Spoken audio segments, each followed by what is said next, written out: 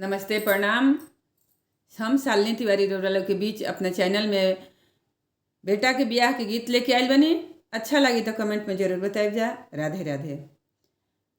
चंपरी चमेली तारा अंकित दुल्हा हो ओ नए नास बाबू के नीरा ढारे हो नए नास बाबू के नीरा ढारे हो ओ हंसी बात पूछे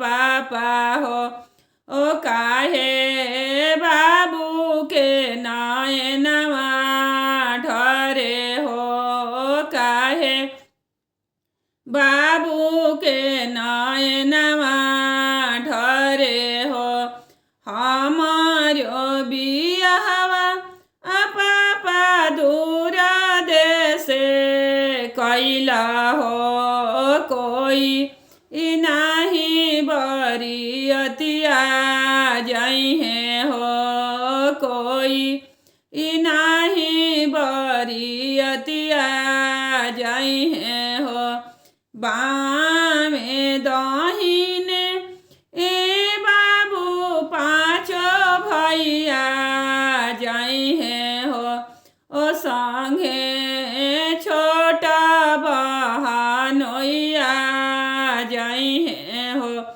संगे छोटा बहनोइया जइहे हो ओ दान दहेजा बाबू टारकवा लदिहा हो पियर धोती बहनोइया के दिहा हो पियर धोती बहनोइया के दिहा हो चंपरी चमेली इतरा कवन दुल्हा हो ओ नए नास बाबू के नीरा ढरे हो नए नास बाबू के नीरा ढरे हो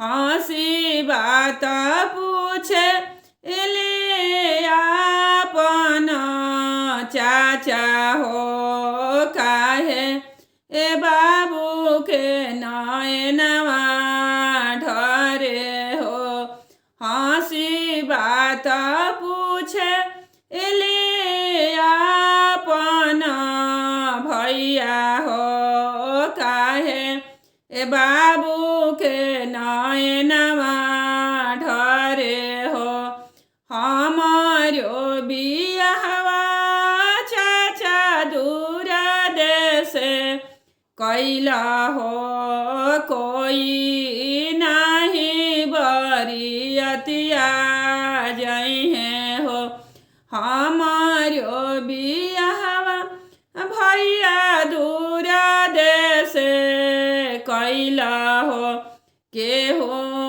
नया बरियतिया जइहे हो बामे दहिने बाबू पाँचो भैया जइहे हो संगे छोटा बहनोइया जइहे हो दान दहेजा बाबू गड़िया लदिहा हो पियर धोती बहनोइया के दिहा हो पियर धोती बहनोइया के दिहा हो। राधे राधे। जरूर सुनब जा।